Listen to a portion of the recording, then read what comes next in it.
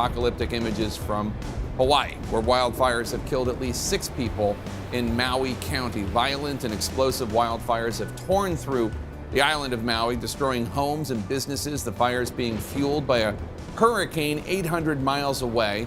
It erupted so suddenly people had to run into the ocean to escape the fire and then later be rescued. CNN's Derek Van Dam is with us now. And Derek, we just heard from authorities in Hawaii. They say the fire's still burning.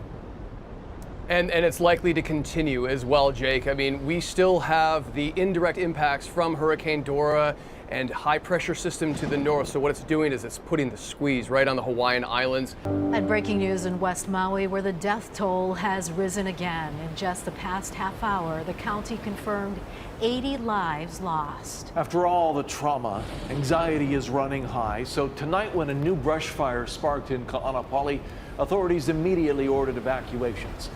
There was no warnings whatsoever for this fire. I do have someone that's living with me that lost his entire home. I mean, they're really dropping the ball. They're basically trying to keep out the public eye, take it as bound. Okay. And you said, okay, you cut out a little bit. You said there are how many deaths? There's several hundred. Okay, and they're officially reporting now, I'm seeing on NBC.com, or TheGuardian.com is reporting 80. So you're saying several hundred. Do you have anything more exact? Let me just go ahead and read you what the insider said, okay? Okay. So, I'm sure I can text it to you too, but hold on. And you're a business owner there in LaHaina. No, I operate on Maui. I lived in Lahaina for 4 years of my life. Okay. On the street where this was.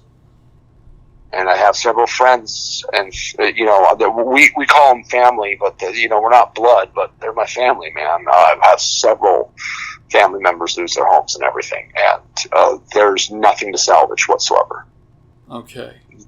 Fire that was that hot and melted the wheels off the cars. Do they know what started it? So let me read you what's going on. So they're trying to present to the public that it was power lines. But let me tell you what the story is, okay? This was sent by a whistleblower that was in a meeting. It says, I just got out of a meeting where I was informed by someone in the mayor's office about developments that are being kept from the public. I'm not a conspiracy theorist, and I don't want to make trouble, but here's what I've heard. The amount of fatalities is expected to be more than 500, but less than 1,000. Many of the fatalities will be children who were at home because they canceled school that day. Parents worked, and they were not there to evacuate their children. The kids had no idea that they needed to leave, and by the time they noticed their homes or apartments were on fire, it was too late. We have tsunami sirens here, bro. They did not even send off the tsunami sirens. There was no police officers. There was no warnings at all. We had an emergency alert on our fucking cell phone, pardon my French, cell phone the other day for a car accident.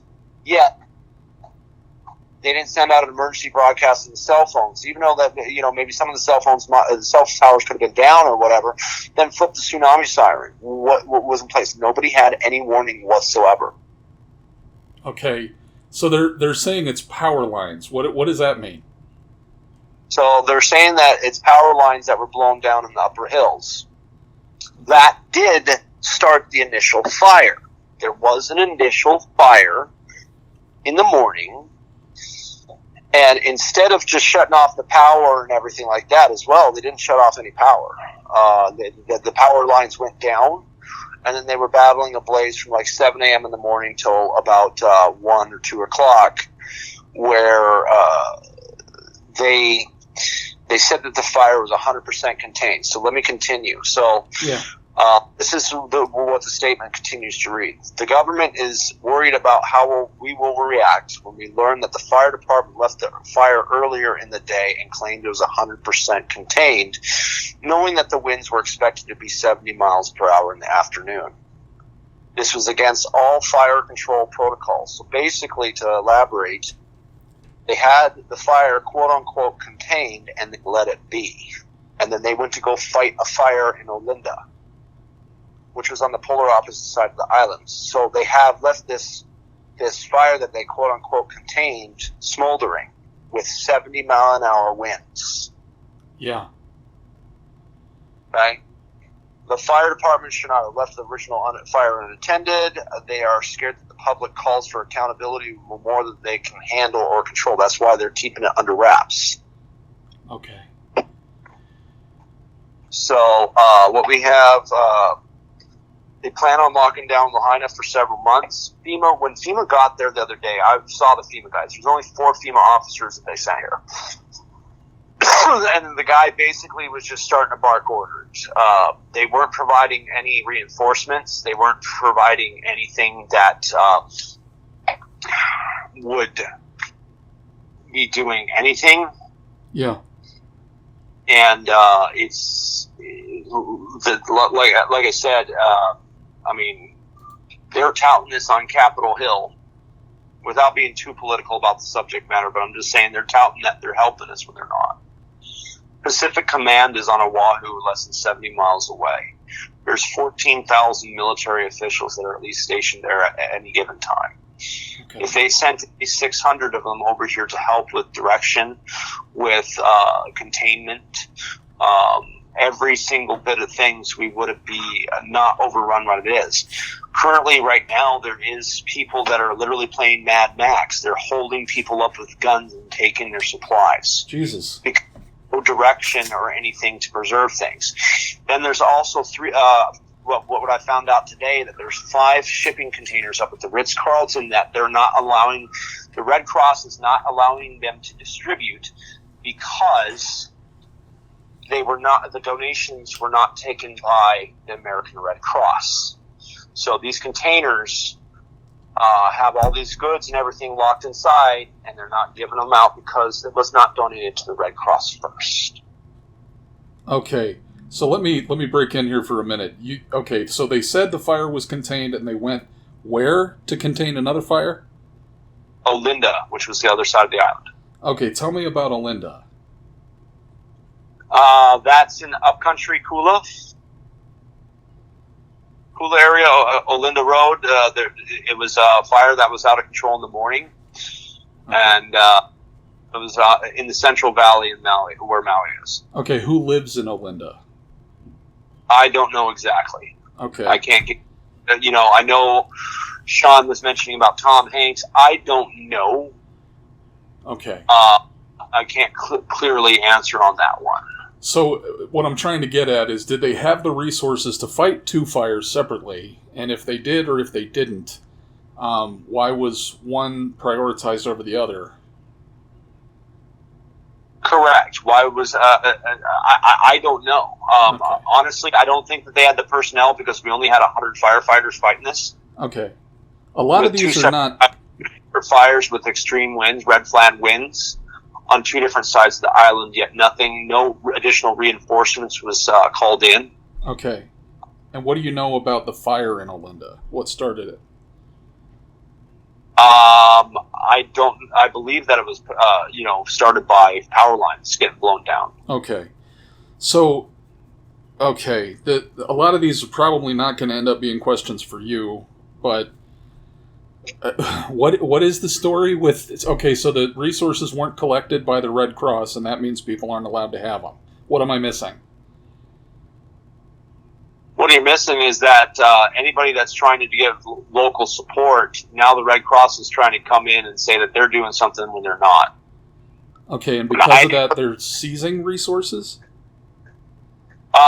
They're taking all the resources. They're in shipping containers at the Ritz. So, yes, potentially in seizing resources and not distributing to the public. It's because somebody has to be preventing those resources from being distributed, is my point. Is that the Red Cross? Yes. Okay, so a Christian organization is preventing resources from being distributed in a time of crisis. Because they weren't donated through the Red Cross, correct. Okay. The Instagram handle is HHHNEWZ.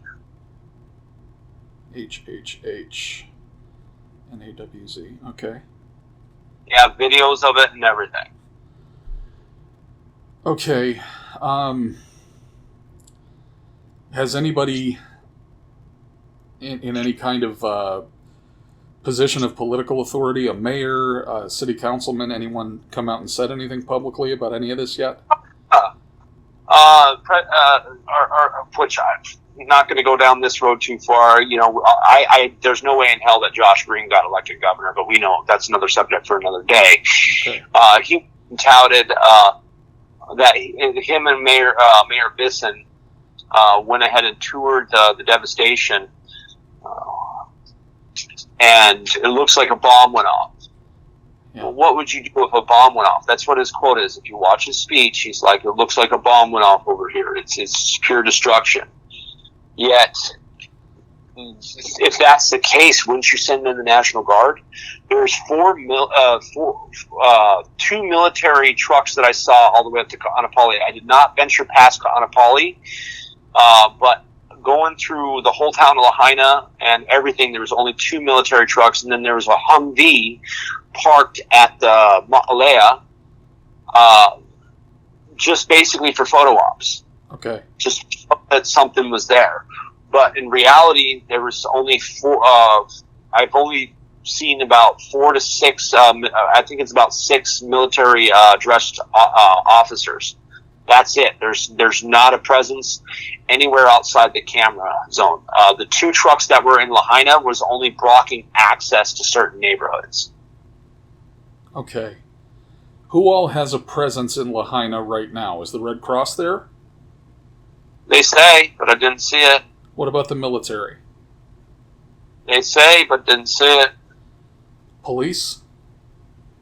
They're the only ones that are holding it up. And when I was talking to a police officer about it, and I said, so they're trying to put on a show and come and bark orders, and he just started shaking his head. Okay. I said, the only ones out here really doing anything, along with some county officials and everything, but there's no direction or anything. How widespread is what you call the Mad Max shit? It's starting to get worse today. It started yesterday, and it's starting to get worse today. People were going through the rubble and, looting, and the first part, that tapered off when I was out there yesterday. I didn't see it, but people were talking about it. Okay. But the reports of what's going on now, because, the first couple of days are going to be fine. Yeah. People are trying to grasp reality. But the longer as it goes on, the more uncertainty, and then the lack of supplies and everything, and then people just start raiding. Okay. And that's starting to pick up today. Have you heard of the police doing anything about that? They're trying to keep it under wraps. Okay. So they don't want it getting out, or they don't want to comment on it? They don't want to get out, because if you go onto any news reports, they're not mentioning it at all. Okay. Okay, so what I want to get at here, if there are hundreds dead, what's the plan when that comes out? I know you probably don't know that, but what do you think? Well, the plan, so the primary income resource, which, again, I depend on, is tourism. They want to keep it under wraps for number one, because they fucked up. Yeah. Number two. Yeah, they don't want tourists knowing they're going to a place where the people in charge are incompetent. That, and on top of that, they don't want to deter people with the high death count, because they want to try to regain the economy as much as possible. I can tell you that the campaigns were financed by the resorts, by the companies here. Okay. They did massive campaign donations to only direct the primary revenue resource towards tourism.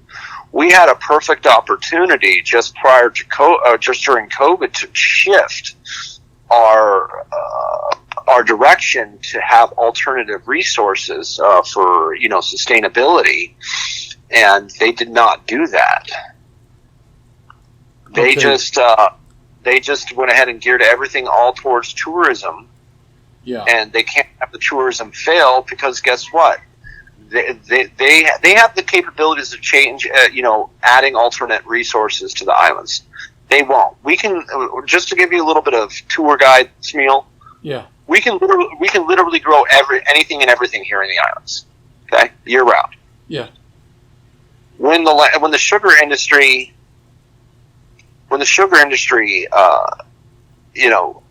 crapped out. Hold on a second. I'm trying to multitask here. 75, 2, 2, 3. When the sugar industry shut out, they had over 100,000 acres that was sold to a Canadian investment firm here. Okay. So all the produce, the majority of the produce that these farms, which now is burned, was going over to Canada. We weren't so if you go to a grocery store in Hawaii, you get a Mexican avocado. We can grow 9 varieties of avocados. Okay. So on all these different venues or avenues, we could have had something. The main reason why LaHaina and all the fires are happening here is because farming stopped. Used to go look up pictures back in the 80s and early 90s of LaHaina when the sugar industry was here. The history behind the sugar industry was not very a good one, but the hillside was green. Okay. But ever since the sugar industry shut down, the whole island is dead. But everything is predominantly, ever since COVID, like I said, to circle back, is geared towards tourism. They don't want to have any alternative industry from tourism to help the economy, because the hotels need workers, which is a double-edged sword because it comes into this position now that we don't have the tourism. Now we have no alternative resources to actually provide for our families. Nothing was developed. It's all strictly towards that. Yeah. You understand what I'm saying? I do. What do you think is... Okay, so there's a hanging thread here. There's a deficit. If they're saying 80 dead, roughly, but there are hundreds dead, are they saying anything about that dearth of missing people? Are they just calling them missing? Or are they just not saying anything? They're calling them... There is still 1,300 people unaccounted for. Unaccounted for.